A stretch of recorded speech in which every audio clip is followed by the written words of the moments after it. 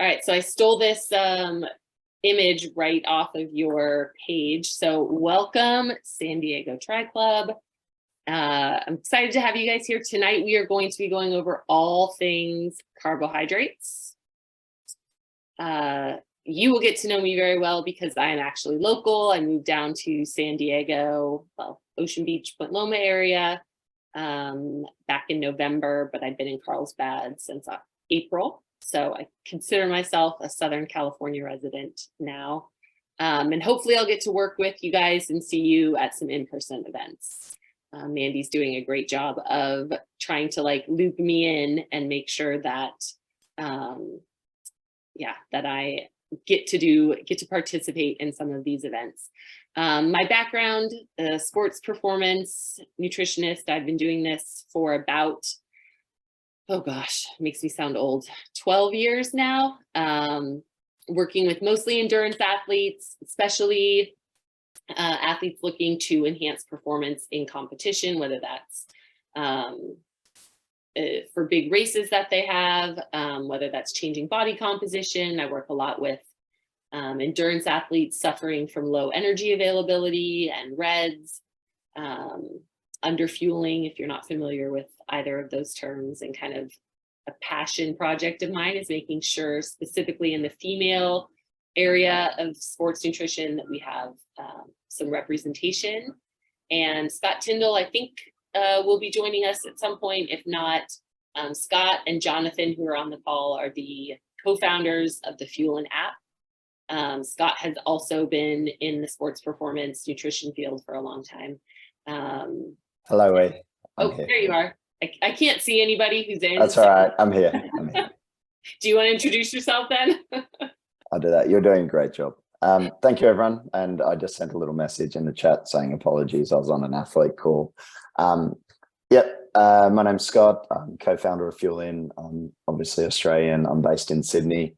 I'm flying to San Fran tomorrow, which will be great. I've worked in professional sport for the last 20 odd years, with the last 5-6 years in Ironman, working with professional and age group athletes, and lucky enough to work with Elizabeth and Jonathan and our very small team to produce Fuelin, which is, as we like to term, the world's first training-based nutrition platform that allows athletes to have simple, personalized and results-driven daily nutrition plans. And today, hopefully, we'll give you a good understanding of our views on carbohydrates and certainly give you a little insight into Fuelin and how that works. Perfect. Thanks, Scott. Much better than I was doing. All right.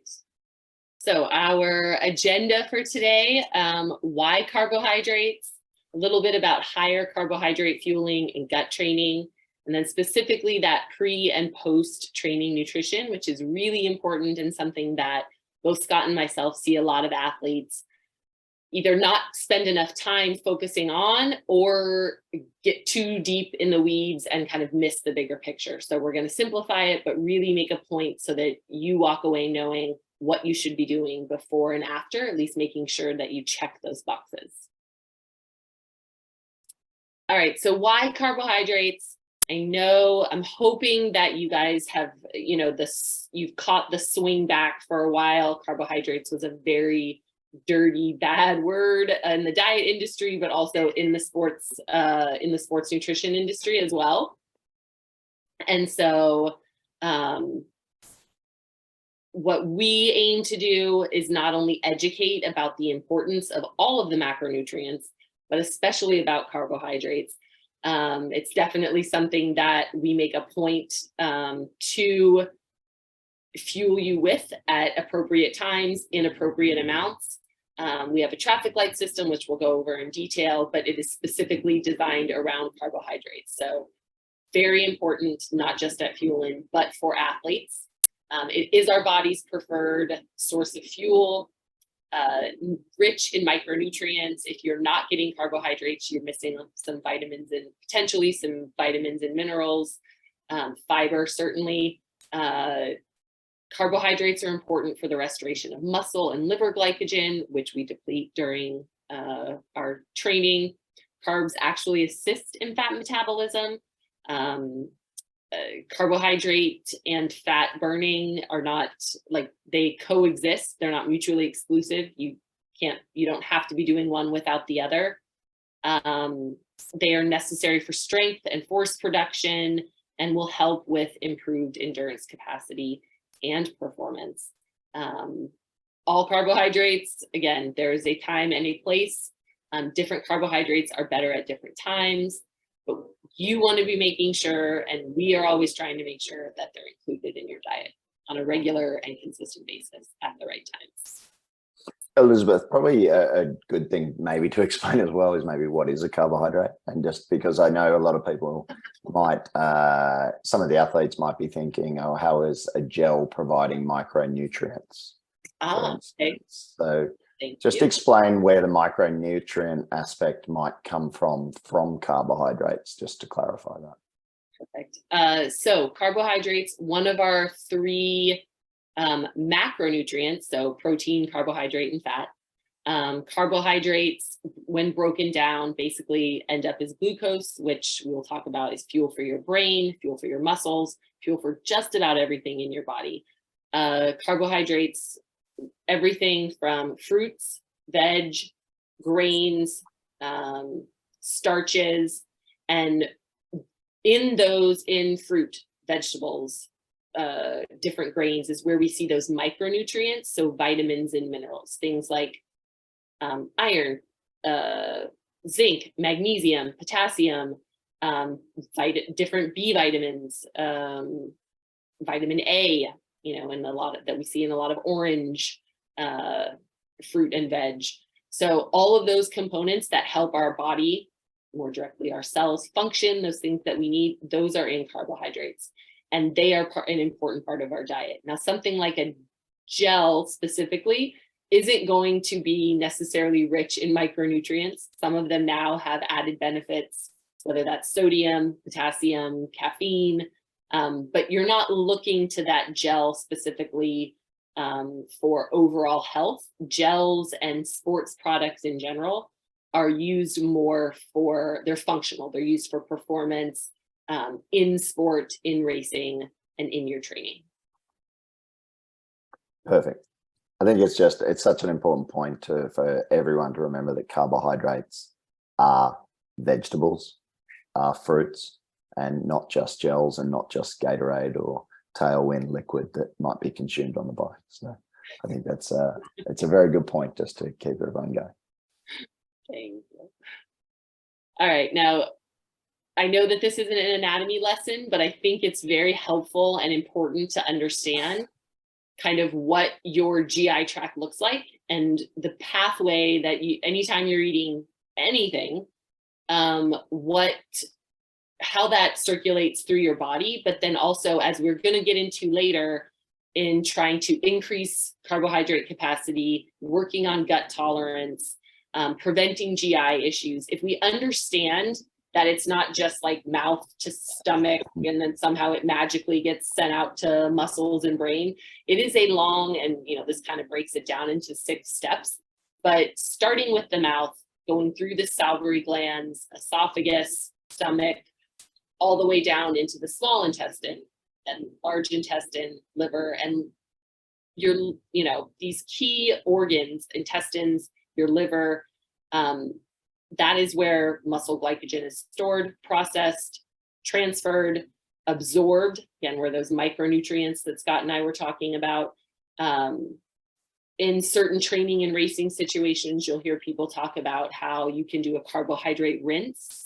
And that's where the carbohydrates passing through the mouth and salivary glands, that's where that comes into play, and why something like a carbohydrate rinse potentially has benefits and can potentially give you a boost as if you were actually eating and consuming those carbohydrates. So kind of the importance of understanding your body processes, like peak oxidation rate, 1.1 grams per minute. If you're just looking at glucose, and we're going to dive into glucose, fructose, and kind of different types of carbohydrates, you can get in about 60 to 70 grams per hour. But if you are doing a mixed carbohydrate, which is fructose in combination with glucose, you can get up to 120 grams an hour. So imagine, I hate using the car gas analogy, but trying to run your engine on half a tank or a full tank, I guess that's actually not a very good analogy because full tank would be heavier. But if carbohydrates are a fuel for performance, and if you can only have 60 to 70, you're doubling or potentially getting very close to doubling the amount of energy that you will have in order to swim, bike, and run harder, faster, stronger, longer. So there are benefits, and we'll dive into those in a bit.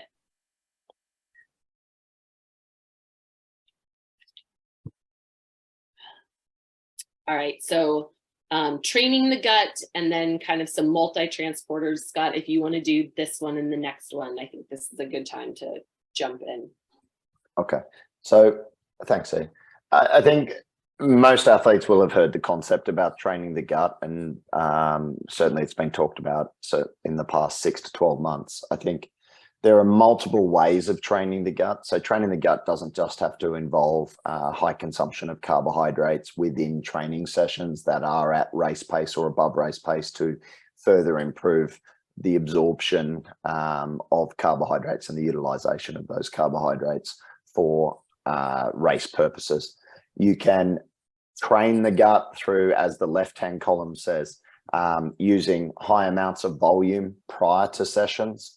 It can be useful to distend the gut and train the brain in terms of how the brain will associate feelings of fullness, and you can improve that sensation of fullness over time by repeatedly practicing high volume consumption prior to training.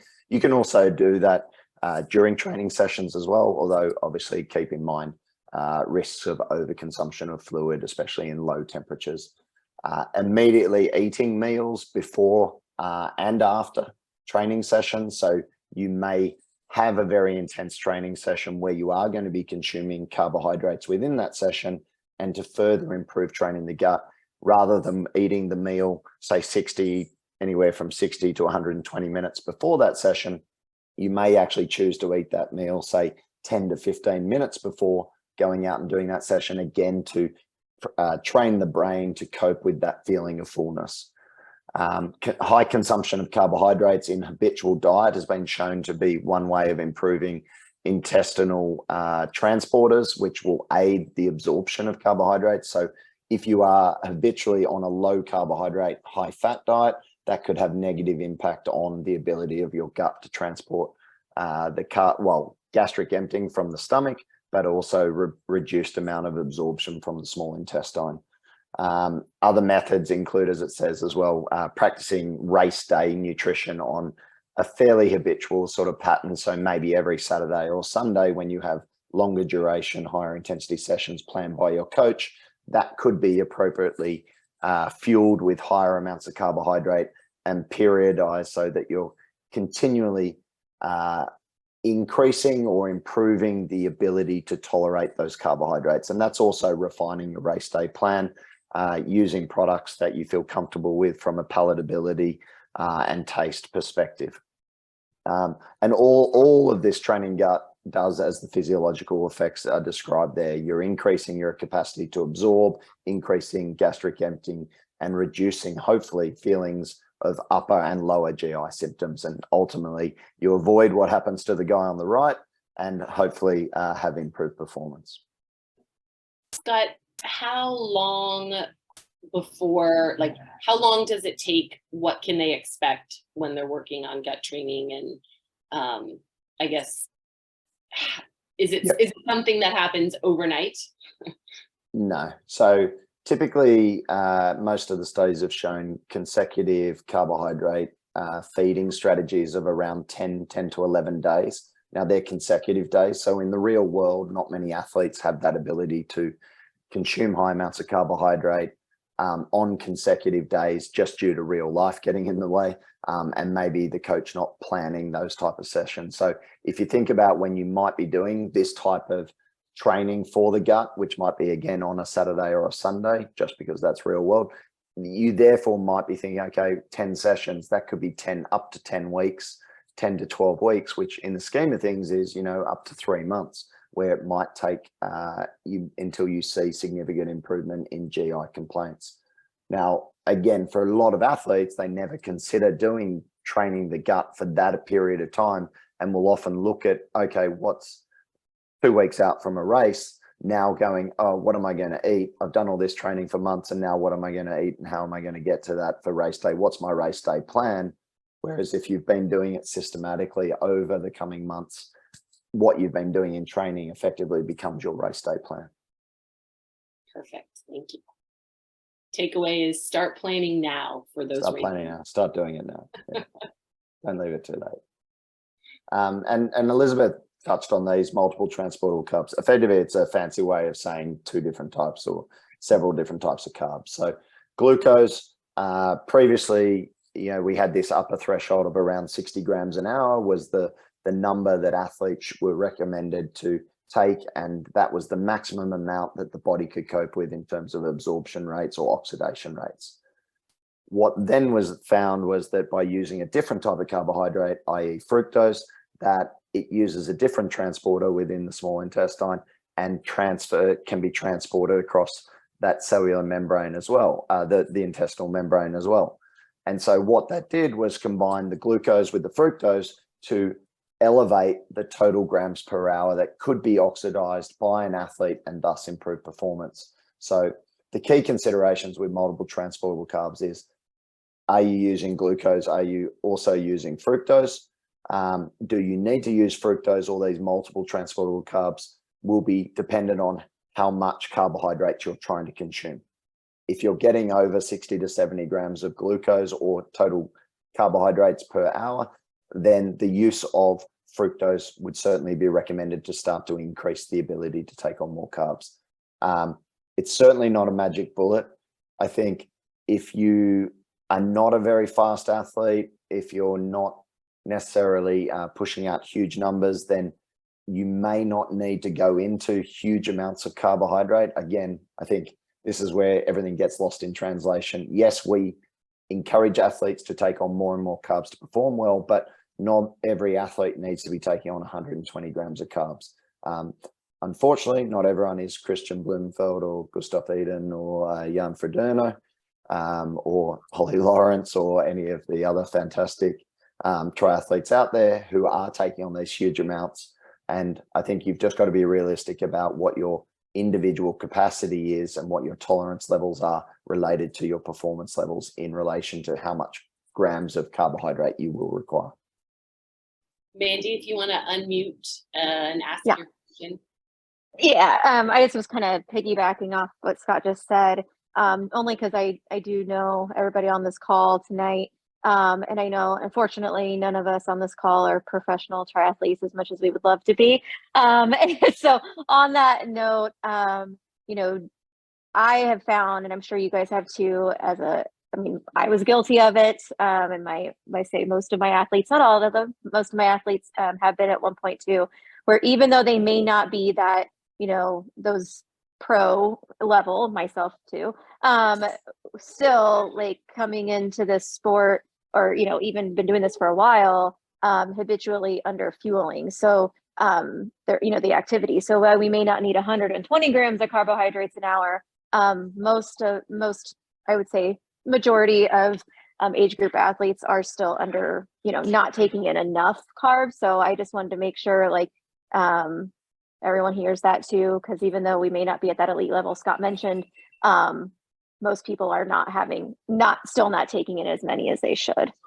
Oh, look, and thanks for clarifying that, Mandy. I'm not saying that age group athletes can't do this. Like we have a huge amount of age group athletes that through increased consumption of carbohydrates. So to the level of, as you say, majority of athletes, like they go, oh yeah, I'm taking in heaps of carbs. And then you start doing a carbohydrate capacity test, which I'm looking at your data, Mandy, and your peak value at this point in time. I know.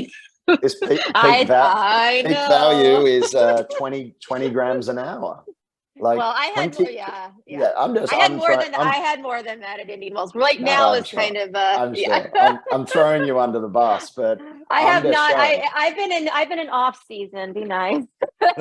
But I think what's the reality is we get this with a lot of athletes. They think they're Yeah. taking in a large amount of carbohydrates. Correct. And then the reality strikes is when they log it and they're like, oh my God, I'm only taking in 22 grams an hour. So getting them to 40 grams an hour could be a revelation to how they feel. Getting them to 60 grams an hour could be like the absolute game changer. And 60 grams an hour now with a product such as, you know, if I use something like Precision, that's 2 gels an hour. Like that's nothing. You know, you then combine in, again, you could go to the next slide probably. You know, you then start combining in maybe the use of a carbohydrate liquid, a little bit of that, an electrolyte with a little bit of carbohydrate. Suddenly the athletes are easily consuming 70 grams plus. And it is a game changer for them, regardless if they're a professional athlete or a very good age grouper, or actually just someone who really wants to enjoy racing. I think it's, you know, I certainly don't want to downplay how important it is taking on a decent amount of carbohydrates. And for me, a decent amount of carbohydrates is probably 60 grams an hour. I think every athlete would certainly benefit from doing at least 60 grams an hour in a race and striving towards that. And I think that this comes into the high carb fueling considerations. Like individuality is massive here. We will get male athletes who the first time they do this, they might easily consume 90 to 120 grams. Female athletes on the whole will unfortunately encounter more GI complaints than male athletes. It's not 100% certain why. I mean, I guess genetics and gender differences obviously play a huge role in that, but it's not clearly understood. So I think that's really important from that perspective. We touched on repetition. What you do in training should ultimately become your race day training, race day nutrition plan. How fast you are, obviously we touched on that. You know, you may not need this 120 grams an hour, but certainly having up to, you know, 60 grams an hour is certainly going to be beneficial. Brick sessions, we do encourage coaches and athletes when possible to put in decent brick sessions with a decent run off the bike, because it's often the run off the bike that will cause a lot of these GI complaints. So athletes will do these long bike sessions at high intensity using highly concentrated liquid carbohydrate sources, and then wonder why every time they run off the bike, they tend to get GI complaints. So learning how to fuel for the bike with the run off the bike is a key component of improving your nutrition. Race day simulation, eating the breakfast and getting used to what you're eating before those sessions, again, becomes a really important part. Carbohydrate loading in the 1 or 2 days leading up. It's always a real eye-opener, taking in 8 grams per kilo body weight of carbohydrates for 1 to 2 days before a race. You should definitely practice that, because often you'll feel very ill when you do that. And as we touched on the carbohydrate type, do you need glucose and fructose? I think it certainly makes sense to take on glucose and fructose outside of in-session fueling, because it will maximize, as Elizabeth said, glycogen storage within the liver, and then also muscle glycogen storage between and in the muscle. So those components are very important. Thank you. All right. So if we're looking at higher carbohydrate fueling when in an actual kind of race situation, and this is something that we see a lot of athletes don't take the time to practice. They will just on race day have that. They're like, oh, everybody else is eating a gel, or everybody else is having a banana while you're waiting, you know, in transition for the race to start. Practice this beforehand. This is part of your race strategy. This is part of fueling. In that, you know, if you have a longer swim session, maybe on a Sunday morning, having that gel 15 to 20 minutes before the start, so that you know how you feel. And we have kind of asterisks here that rebound hypoglycemia, which is where you'll feel that energy rush and then that crash.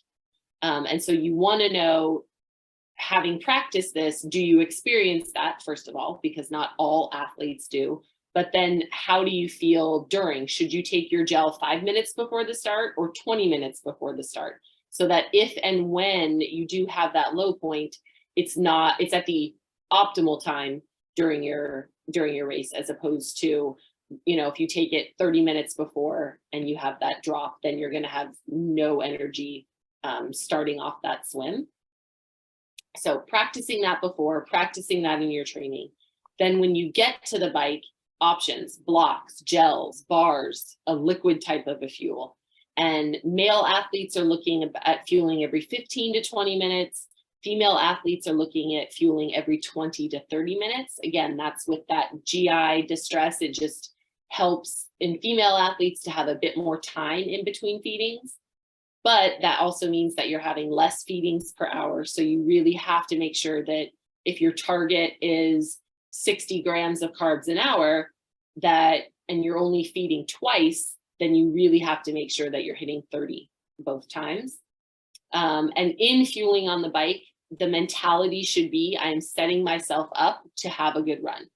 I'm making sure that I'm getting fueling while I'm doing this, but I want to make sure that I can run off the bike and not have GI issues and still have energy. And then on the run, gels, again, men 15 to 20 minutes, females 20 to 30. Again, depending on the total duration. An Olympic distance triathlon, obviously different than a 70.3 or a full. And so knowing the distance, duration, and intensity of your event is going to help in dialing in how long in between, the rate at which you're taking in carbohydrates.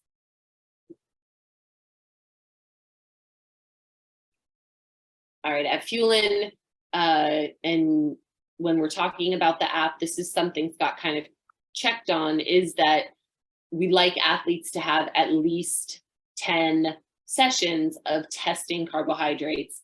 And by this, we mean seeing how much you're consuming, what you're actually consuming, how often you're doing it, and how you feel. It's one thing to go, oh, I have about a bar an hour. Maybe I have like a bottle with some liquid fuel in it, or I have a gel, but actually carbohydrate capacity testing is dialing it in, logging it in, knowing how much you're taking, repeating it over time, and then changing that, either adding carbohydrates, changing what type of carbohydrates you're consuming, doing it across different temperatures. In the app, we make this super easy. We have a section for carbohydrate testing. So if your Training Peaks has you doing a brick session on a Saturday, for example, and it's a 4-hour ride and a 1-hour run off the bike. When you go to log that fueling in, you will see, it'll say do a carb capacity test, press the button. And as you can see, I think I can use my arrow here. So in this section, you'll see the solid amounts of carbohydrate consumed, yes or no, and then which are those fluid amounts. You can see it, you write how you felt, if there was any GI discomfort. You can go in and select which products that you were using, logging in the type of session that it was. Was it a bike? Was it a run? Was it a swim? How long? What was the temperature? And then again, you'll get that readout of solid, liquid, total grams per hour, grams per kilogram of body weight. And then again, if there was any GI discomfort. And what's the best part about this is that when you are logging these tests, we can see over time how many you've completed and if you're actually getting to that threshold, and are you adjusting up. So this athlete, the red, yellow, and green, again, the red is a very lower carbohydrate consumption. We like this green. So this athlete, again, was looking at about 54 grams. And on those ideal days, here we have 92 grams. I have to get glasses.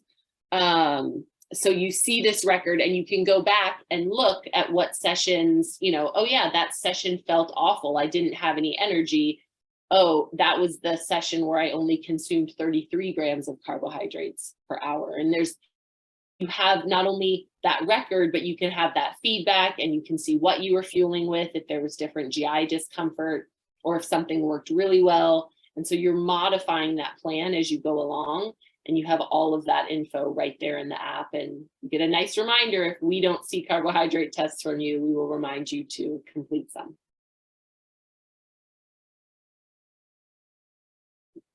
All right. When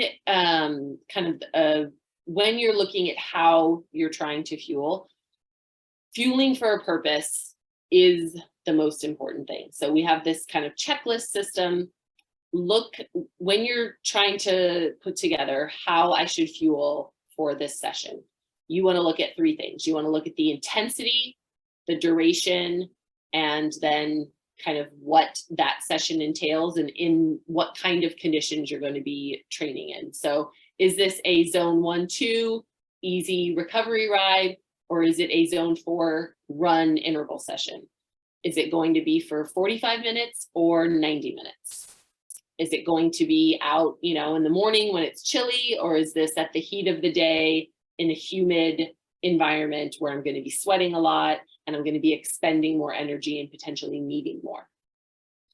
Then you want to look at how to select that appropriate fueling and hydration. So before the session, again, dictated by what you're going to be doing, what type of fuel would I need and how much? In session, what type and how much? And then post session, what type and how much? And then lastly, is this training session a good opportunity for me to look at my sweat rate and look at my carbohydrate intake? A 45-minute recovery ride on a Thursday evening, probably not the best session for carbohydrate testing. But like we said, those brick sessions, those longer swims, those longer Sunday runs, excellent opportunities for both sweat and carbohydrate testing. And I'll just jump in. So obviously these are all the considerations that an athlete needs to think about when deciding what to eat before and after sessions and during sessions. The point being is this is exactly what we take into consideration and calculate for you, so that effectively the decision paralysis is removed from you and put in our hands.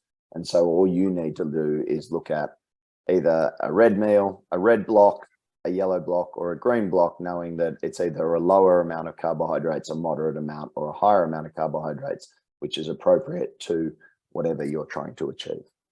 And I think that's about 70 plus calculations go into every day based on, you know, a number of factors, including sort of body weight, your purpose, whether it's performance, body composition, the duration of the session, the intensity of the session, the week's volume compared to the previous week, and so on. So there is a lot going on, and we certainly, that was where a lot of this came from, is that it was extremely confusing for a lot of athletes to understand and be able to do it on a daily basis.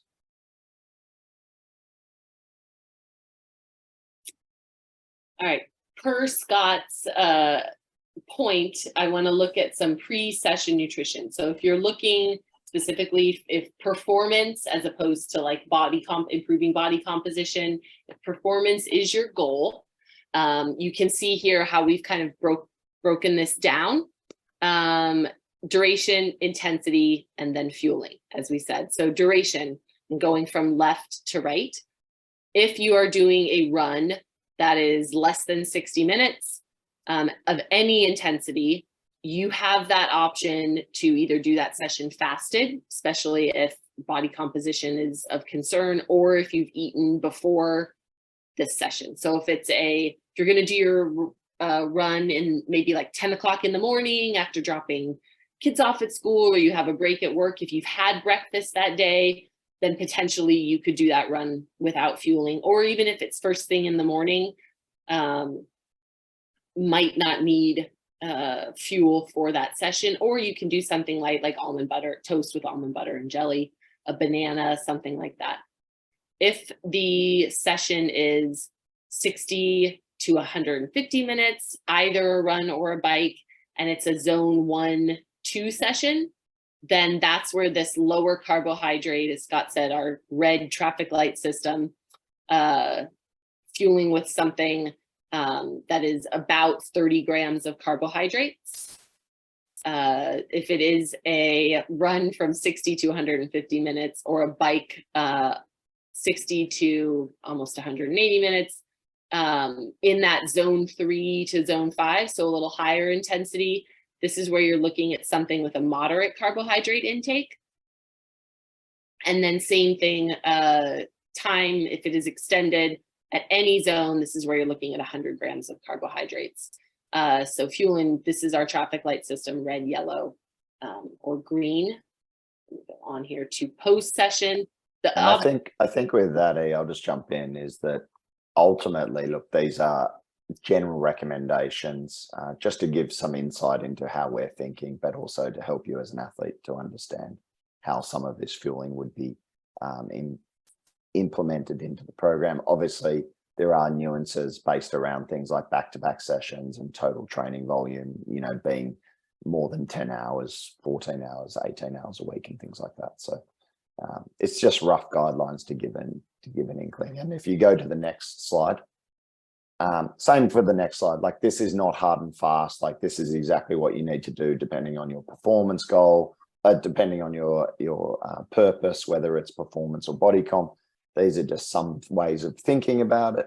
Ultimately, you know, if a session is between 60 and 90 minutes and, you know, you're trying to reduce total calories, you may be reducing your amount of carbohydrates in that meal.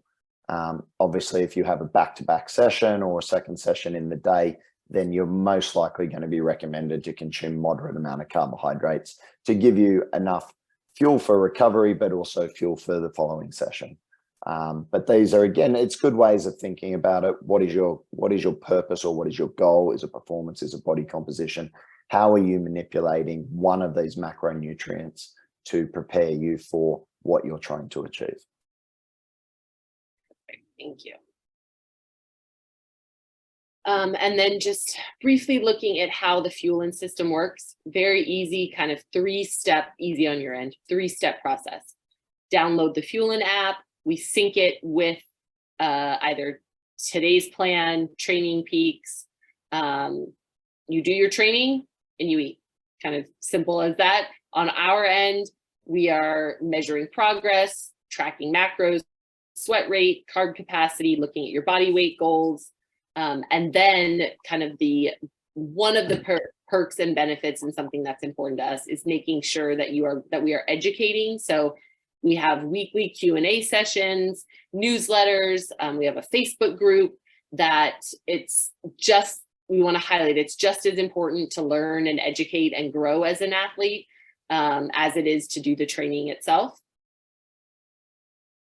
Going through this a bit fast so that we can get to make some time for questions. Just giving you kind of a look at what the app actually looks like. So this is a screenshot where you can see what the athlete will see during the day. So in the top here is your daily macros, your target. And this athlete, 150, 85, 480, obviously a big training day. The color-coded meals again, snack, bike, breakfast, reminding you to hydrate. Looking at then, if you dial in on this, you can see the bike session for this athlete, how long it is, 200 plus minutes, but it is a zone 2. So we give very specific fueling recommendations, reminding them to log both a sweat test and a carbohydrate capacity test. And then when they pull up a breakfast or a snack, the app has suggestions for this as to what constitutes a red, yellow, or green meal or snack. All right, some key takeaways from the session today. High carbohydrate fueling. Higher carbohydrates equals higher performance. Eating and drinking your carbs, that's something that is very individual. And that's something that you need to test, and why we stressed the importance of doing carbohydrate testing and GI training, if you will, over an extended period of time. And your gut can change. So many athletes will tell us, oh, you know, my stomach, food just always bothers it. It is what it is. It's a part of Ironman racing or triathlon. It doesn't have to be, and it shouldn't be. Your gut is trainable. And then the importance of your daily nutrition, focusing on your purpose.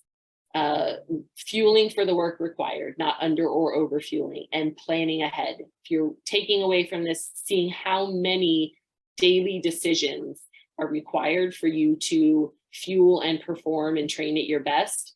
And that is going to take planning. It can't just, like, you all have training plans that your coaches put out there for you. Imagine if you just were thinking of showing up on race day without having trained in any kind of consistent or organized manner. The same considerations need to be taken for your fueling.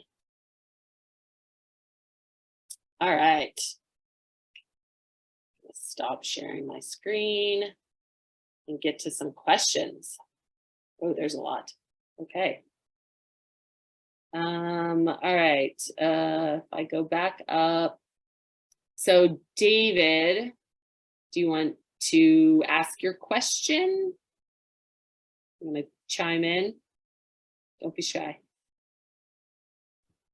What I've asked a couple now. So I think the original one, the sweating. Yes, the sweating one. yeah, just basically to recap my question. I do have a very heavy sweat rate, and as Mandy can tell you, after 30 minutes of running or something like that, it looks like I just got out of the shower. That's how much I sweat. So I was just kind of curious. I think this goes along with JoJo's question as well about the sweat rate. You know, how do you take the sweat rate into consideration of how many carbs? Does that affect it at all or not at all? Could I ask a favor? Could people put their cameras on if they're happy to? It's just always nice to look at a face and talk. Do you want to answer that, Bea, about carbohydrates and sweat rate? I will. Yes, I will. You look good, David. Sorry, I was trying to read some of the other questions. If you do that one, I'll read. I'll do that one. David, questions. look, sweat rate, obviously, imagine you're quantifying your sweat rate through weighing yourself before and after training sessions. Yep, good. So look, sweat rate is highly individualized. You can obviously increase sweat rate through artificial means, so passive heat acclimation, hot water immersion, sauna. You can increase your sweat rate, which ultimately is a way of improving heat acclimation, as I said. In terms of carbohydrates affecting it, carbohydrates, if anything, are probably going to help with some fluid retention. So that's why if someone goes on a low carbohydrate diet, the first thing that they notice is a drop in weight. It's because fluid retention is reduced. So carbohydrates can help you retain some fluid. Certainly you'll get around 4 grams of water to every gram of carbohydrate consumed. So if you're not consuming any carbohydrates and you've got a super high sweat rate, then it might be something to consider. Maybe you need to up your carbohydrate consumption within that. I think what it really comes down to is you managing your fluid intake within the sessions as best you can. Now, you don't have to replace 100% of your fluid loss in order to maintain some sort of balance, you know, somewhere between 2 and 2.5% body weight loss is acceptable in training. In a race, I think you'll find people will go well above 3% and still be okay. It depends on the individual. But I think training to sort of try and maintain that 2.5% or less of body weight loss makes sense, which usually equates to around 60 to 70% of your fluid loss as fluid consumed. So if you're losing, let's say, a liter per hour in sweat, then you would be aiming to consume somewhere between 600 and 700 milliliters of fluid to maintain that balance. He's really not kidding either, Scott. Like, I know you've mentioned before. I'm sweaty. Like, so you've mentioned before, like most people overestimate their sweat rate, but he'll come to my morning track session, like 45 minutes to an hour run, and it'll be 42 degrees outside, and he will literally wring his clothes out when we're done. It is shocking, actually. Well, if you listen to, I was listening to a professor who is a researcher in heat production. Effectively, what it means is you're producing a lot of power, David. You can just tell everyone you're very powerful. He's very strong. There you go. So it's all related. I mean, heat is a measure of power. So you're producing a lot of power relative to. There you go, David. Better start winning. Exactly. So Get your fluid balance right and your carbohydrate intake right, and you'll probably be flying. So Yeah. I see an easy 2 question of yours, David. Yes, the app does take, when you're doing your onboarding component, you have the ability to choose pescatarian, omnivore, vegan, vegetarian, and then those dietary recommendations. So the way that the app works, and this is something that people either don't know or is, we will tell you what macronutrients you need and kind of give you the guidance on how to break those up during the day. But because Scott and I are not in your kitchen, we don't know what you're going to feel like eating on a Monday morning or a Thursday evening. How you meet those nutritional needs are up to you. And certainly we can give recommendations, but when you go to look at the recipes in the app and you're making a food selection, if you've chosen vegan or vegetarian, then only vegan or vegetarian foods and recipes will come up. And just on, we didn't actually mention, I think we sort of glossed over it, but a lot of it syncs with Lose It and MyFitnessPal. So if you are tracking your food intake through one of those food tracking apps, it will automatically sync with Lose It, with Fuelin, and subtract the macronutrients and the calories from what's being prescribed on a daily basis. So a lot of athletes do use Lose It or MyFitnessPal because of that feature, and barcode scanning and things like that are some of the features in the premium versions of those apps. And they work very well. And certainly, look, I mean, I've written articles on this on our website about tracking and whether it's required and the differing ways you can track within Fuelin. And I think it's, look, I get it. Not everyone wants to track indefinitely. I think there's periods of time in an athlete's life, whether that's at the very beginning because they have very poor nutritional education and understanding. I think tracking can be incredibly valuable there to start to build your knowledge around how much, how many calories in a certain food, or how much protein, how much carbohydrate, how much fat. I think that's incredibly important. I think at certain periods of time in your race calendar, it's probably going to be important to really dial in your nutrition in order to understand what you're taking in is meeting your training needs. And I think, again, it's very personal, yet, we certainly see value in that. Now, there is obviously the caveat to that. If you have a history of disordered eating or eating disorders, then it certainly can trigger some of those negative implications and effects. And so it's certainly worth talking to either myself or Elizabeth in particular, who has been very open around some of her struggles with disordered eating in her 20s, and how she overcame that, and is a very valuable resource, certainly to any athlete, female or male, that is potentially experiencing some of those negative health consequences. All right, so I'm going to, Brent's got his hand. Yeah. You want to unmute Brent? And yeah, I'll try to get to unmute all his camera and stuff.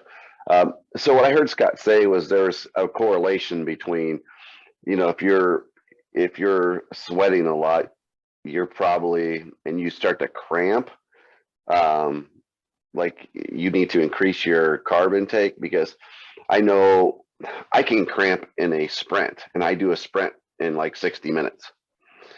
And so like, I feel like I eat enough. I feel like I drink enough, but I always seem to cramp. When I did my first half this last year, I drank like 3 bottles of water and 3 bottles of Gatorade, plus gels like every 30 minutes. And I was still beyond cramping at the end. I'll give my take on that, and then Elizabeth, I could see her face. Probably don't drink Gatorade. That would be the first one. What it could relate, look, we don't know what causes cramping. I know that sounds crazy, but if you read, and despite what, again, you might read on social media, there is no definitive cause of cramping. It is so poorly understood in the research. What I'm hearing from you is your carbohydrate intake might be on point. your fluid intake potentially is on point, although maybe too much. It depends on your sweat rate. But I guess the one thing that potentially you're not accounting for is the electrolyte balance of that. And again, it's, again, if you've heard any of the Q&As we've done talking about sodium consumption and fluid consumption for hydration, you may be either over consuming fluids and that's diluting osmolarity in the blood, or you're not taking in enough sodium to maintain some of that. So it could be a question of maybe just playing around with sodium intake within sodium intake and fluid intake and working on what is required for you. Have you ever had the precision hydration test on I have not. sweat sodium? It's super interesting. I think if you're suffering from this all the time, then it would make logic for me to say, look, do certainly what David is doing with weighing yourself before and after, and you can do obviously all that within our app, and get a very good understanding of your fluid balance. And then I think the piece of the puzzle would be, okay, are you taking on enough carbs? And then the other part would be, are you taking on enough sodium for you as an individual? And again, we talked about this in an Ask Me Anything recently. We talked about this in an Ask Me Anything recently where it is completely individualized. Whatever the number is that you're given from the testing around your sweat loss or sweat sodium loss, it still is going to have to be worked on by you to find that optimal number, that perfect amount of milligrams per liter that will actually potentially result in you not cramping. But I would certainly go down that route. So you don't think that it's related to not having enough carbs? It's how many carbs you're taking in? I mean, I feel like, when you read the gel packs, because I always do, actually goo is what I use. I take it like in a sprint, I'll take one right before I start the swim. I take one on the bike.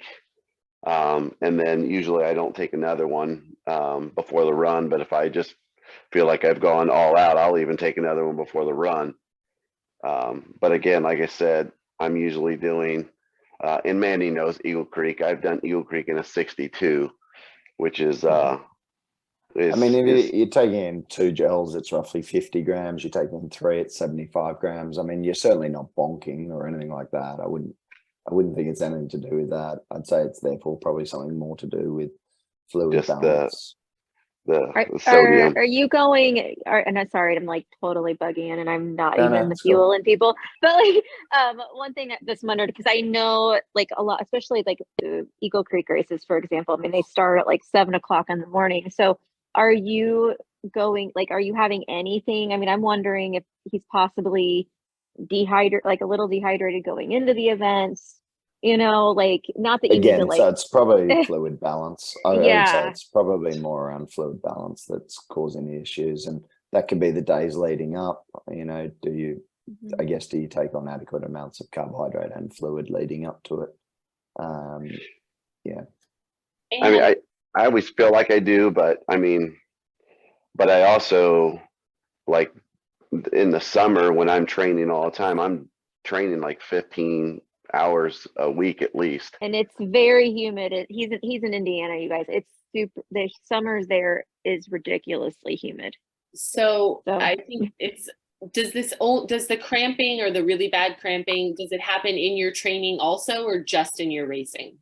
No, honestly, I don't notice it as much when I train, but that's one of the components that they say, then potentially it's a muscular issue or a nerve issue, because when you're racing, it's at such a higher intensity.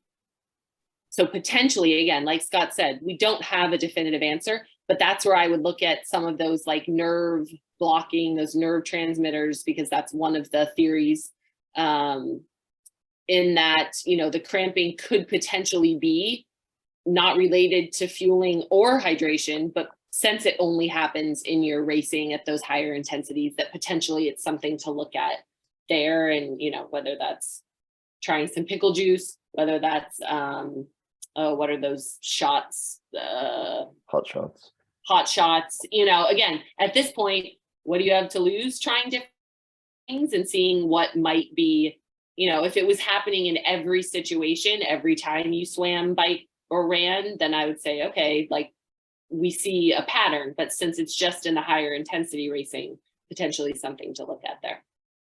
Okay. Yeah, I guess I didn't put 2 and 2 together as far as that, because I don't feel like but we always,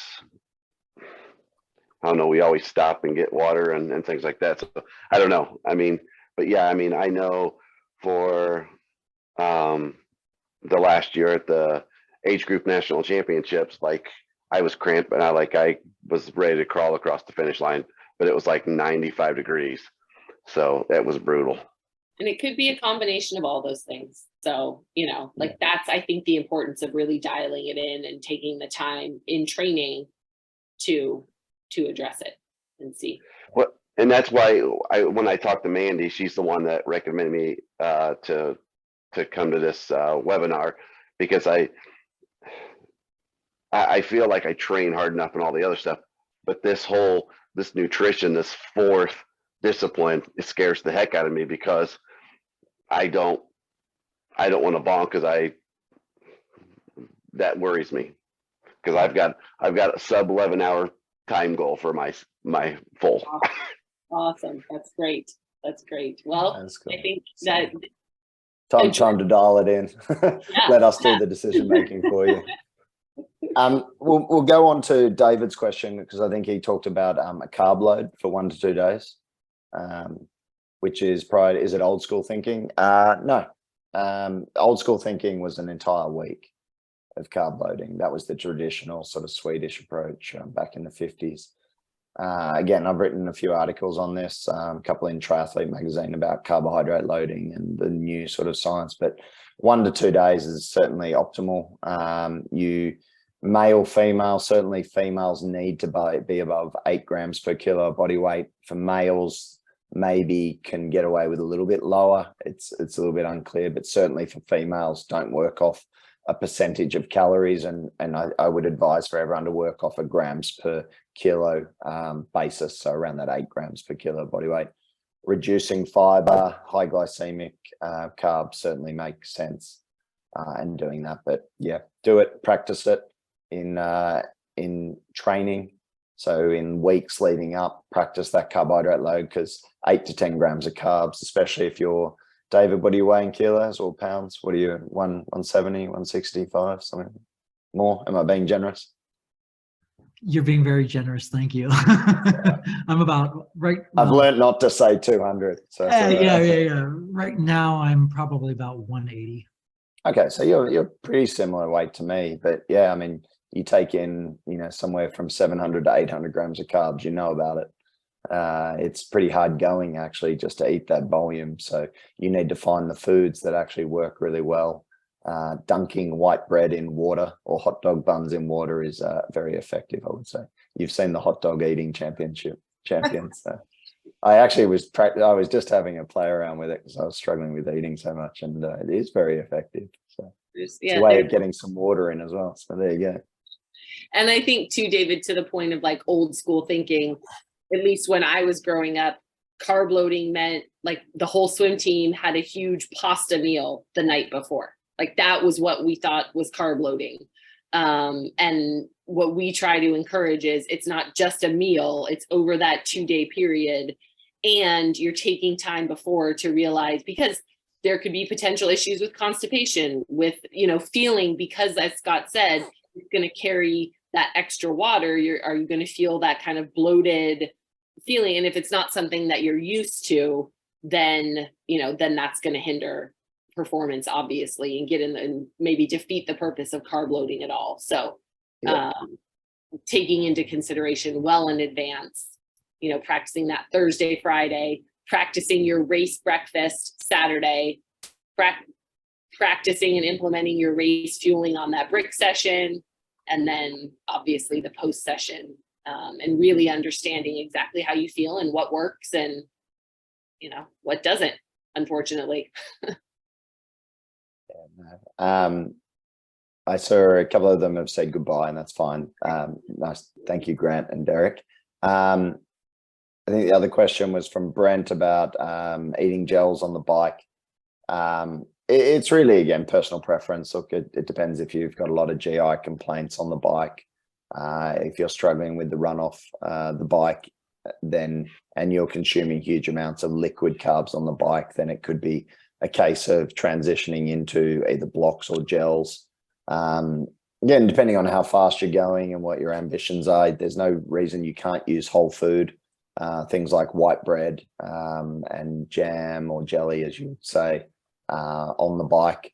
If you want to do that, I think the point of using processed or ready-made products like gels or blocks or a liquid carbohydrate is it's repeatable, it's easy, it's just a simple way of you being able to do things over and over again in a fairly systematic manner for racing, specific training and particular races.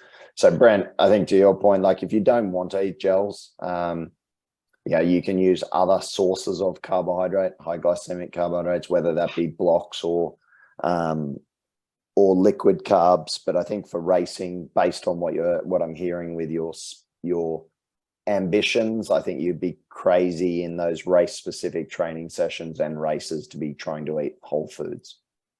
Okay, so you don't think something like one of those Uncrustable peanut butter jelly sandwiches, like in your... who are you, like, I guess, look, you could, and I'm not going to say no pro athletes would eat something like that in a race, but I guess it's like, where are your ambitions and who are you trying to be like, and would that person do that? And I'm not saying they wouldn't. Someone like Lionel might do that.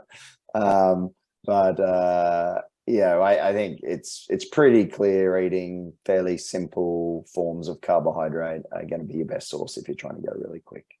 I think you could eat Uncrustables and things like that in training sessions where maybe you don't want to crush, these highly processed, although an Uncrustable is probably worse for you. It's probably worse for you, to be fair, than consuming a gel, which is pure carbohydrates, compared to something that's got a hell of a lot of vegetable oils and palm oil and whatever else is in those things. So, yeah. And I think it's the, like, have you sat down and done like a high intensity session where you're biking and then directly running off the bike? Like, how does your stomach, like, can you actually chew, swallow, and digest? Like, we think, oh yeah, I did it on my, 5-hour ride on a Saturday. Very different than racing and then going and running off of that. And then I would say, if you like Uncrustables, at the very least, make your own. Like, to Scott's point of, like, yeah, make yourself a sandwich, cut the crust off, freeze it if you want, and then let it thaw in your back in your pocket the next day. And if you don't, I'm not a particularly huge fan of gels, but that's because I used to be doing the goos. When I found our endurance tap ones, and even now, like the precision gels, I like those so much more. I find them so much more tolerable. The endurance tap ones have ginger and some sodium in there, and so it's much more palatable. So it's like, maybe try some other options as well. That might be easier. I know the Morton gels, some people really love those, and they find them really easy to, like, get down, swish with water, and you're done. See, I think the Morton gels, I personally just don't like the texture of them. I think they're horrible, but other athletes love them. Love endurance tap. Yeah, but I love endurance tap, and I love precision, so I'm quite comfortable with Morton is like a Jello shot without the alcohol. That's what Morton Jello. It's been described as a snot shot to me by several athletes. Like, it's like, to me, it's like, it's literally a Jello shot, but there's no alcohol in it. It's very weird. Disappointing. Disappointing. It is. The first time I was like, where's the vodka? Well, I know it's tough because, I was always a sprinter. Like, I went to college to run hurdles. Like, so doing this long distance stuff, it's been challenging, and I've only been doing triathlons now for 2.5 years. So, like, this is a complete learning. So that's why I don't know. That's why, like, I ask everybody that I know that does these, like, what do you do? What do you eat? And And I've heard from, you know, the far right to the far left on what, you know, what people are doing. And so I don't know. I think I mean, a lot of it I've comes never down had to problems with work my out what belly. you need. Yeah, a lot of it comes down to you understanding what you need rather than maybe listening. Like obviously listening to athletes and getting opinions from athletes is important, but also it can become extremely confusing because every athlete will have their individual sort of little things. So you want to try and dial in what are the principles and what are the guidelines you're going to stick to, and then build out your little nuances around that. But that's where I would tend to try and work towards a system. As you know, I sent it out in the most recent newsletter, but it was about James Clear, and I'm sure all of you have heard about James Clear and Atomic Habits. And you know, he said you all try to rise to your expectations, yet you all fall to the system you follow. And if you don't have a system, you're going to fail. So if you're just clutching at straws going, oh, I'm going to try this today, I'm going to do this tomorrow, I'm going to do this, nothing works. It's like going to the gym. If you're trying to get your legs stronger and you're doing squats one week and then you're doing, you know, a set of leg extensions the next, and then you're doing a lunge here and there, like it's not going to work. You've got to do 5 weeks of intense squatting if you want to get stronger on the squat. So yeah, pick a system, stick to it. If it doesn't work, that's okay. You learn from that system. You move on to adjusting that system to what will work for you. And that's where we would certainly advocate with nutrition as well. Be patient as well. I think everyone tries to jump around with nutrition too much, and you know, it takes time. If you're trying to improve body composition, you probably didn't pack on the pounds overnight. You're not going to lose the pounds overnight either, and it takes a little bit of hard work and dedication. So. Well, I don't mind the hard work. That's good. The people I train with, they make you work hard. So, but it's just that's very good. Look, I know we've gone over time. We don't want to take everyone's time up. So if there's no more questions, then we will say thank you for being such an engaged. I know there are a few of you. Ash, you were very quiet. Joseph, but hopefully it gave you some value, gave you some food for thought, excuse the pun, about what you're doing and how you're doing it. And certainly, speak to Mandy. Mandy's been using the program, and I think anyone who has an authentic experience with any product, it's always better than someone who's being paid told to and promoted on something like social media. So certainly speak to her, reach out to us. At the end of this session, there will be a little pop-up, which if you could please complete and just give us some information about what you thought of the session and anything you'd like to hear about in the future. That'd be fantastic. Thanks so much, guys. Mandy, thank you so much for organizing. Yeah, of course. Really great. I did want to tell everyone before you guys stop recording that just a quick thing for you guys, that most of you know me fairly well, but I have been all over the place too with my nutrition when it comes to training, and I fell upon them through the World Championship literally ad, and so I like Scott mentioned, and it was because of a prior coach that I had hired, was probably taking in on average 20 grams of carbohydrates an hour. That's pretty accurate. Obviously I got through my events. I did okay. I obviously, was performing okay, but I was almost scared to take in more. So I just want you guys to realize that is where I was. And just because you can finish and you can get through doesn't mean that that's where you should be fueling, or that, and you don't even realize what your potential is. So I'm still building myself up. Indian Wells, I took in about 50 grams an hour.